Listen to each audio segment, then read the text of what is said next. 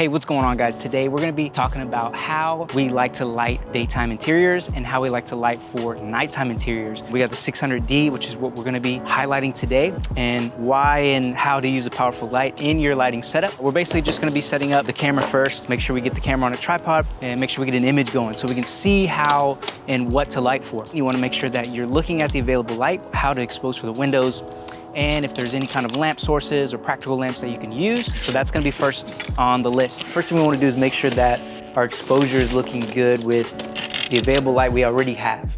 So if you can see in this image here, we have a window and we placed in here a lamp.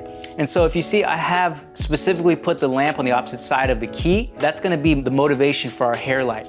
So the hair light's always gonna be on the opposite side of our key.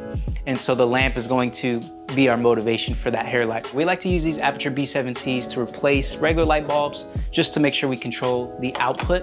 Because sometimes some of these regular light bulbs can get a little bright and maybe harder to control. So the Aputure B7Cs, you can get on the Sidus Link app, and you can change color temperature as well. You can do different effects. So these are really handy to have on set.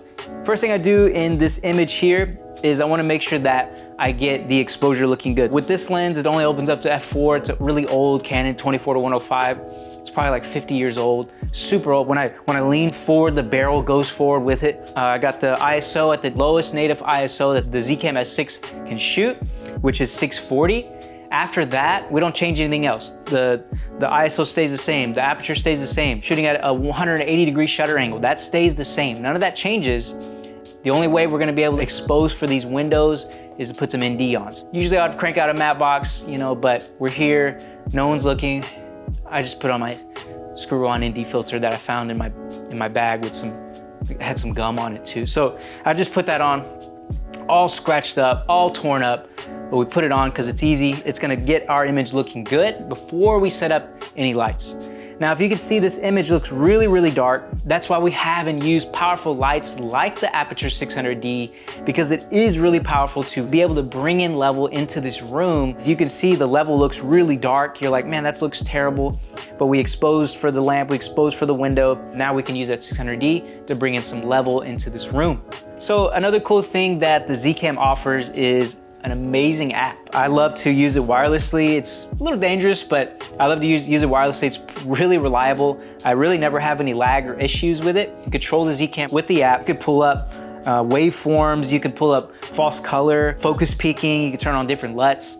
You can record from the app. So it's a really cool integration with the camera. And so anytime I am on set and I wanna go and put up a light and see how it's looking and how it's transforming the image, I can take my phone with me wirelessly connected to the camera, and I can see an image as I'm out there tweaking with the light. So it's a really cool tool to use, especially when you're running a gun in by yourself, one-man band, or just a few guys on set, and you want to have an image with you. All right, guys, so today we're going to be using two different types of diffusions, both made by TRP, the Rag Place.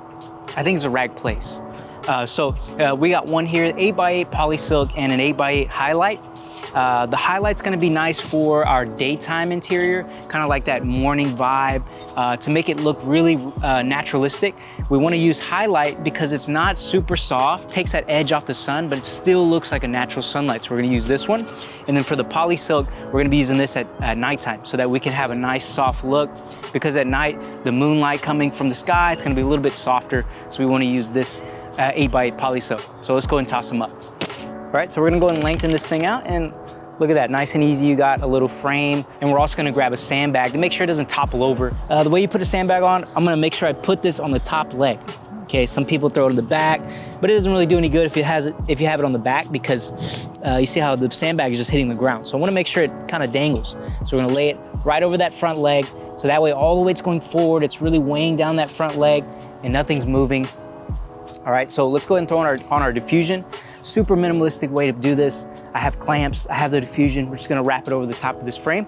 So let's go ahead and put one more arm up using a knuckle, and then that's it. We'll have our diffusion up. We're gonna blast our 600D through it, and we're gonna have a nice looking image here in just a sec.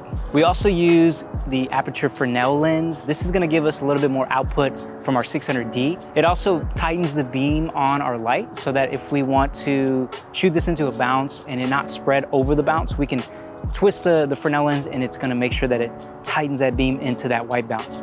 So this, for today's purposes, we're using it to make sure that we emphasize and bring out more output from our 600D. If you guys watched one of our last videos on the Pavo tubes, you'll know how much I love these. For this case, we have a light. If you can already see, we have a nice looking light coming through the window, making it look like it is morning or daytime. To make sure that we get a nice little wrap on the face, we're gonna use our tube lights.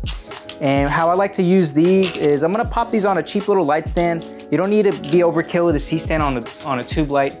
Unless you're going overhead or something, a light stand is gonna be just fine. And also, we're gonna set up a secondary tube light because remember earlier I talked about this lamp.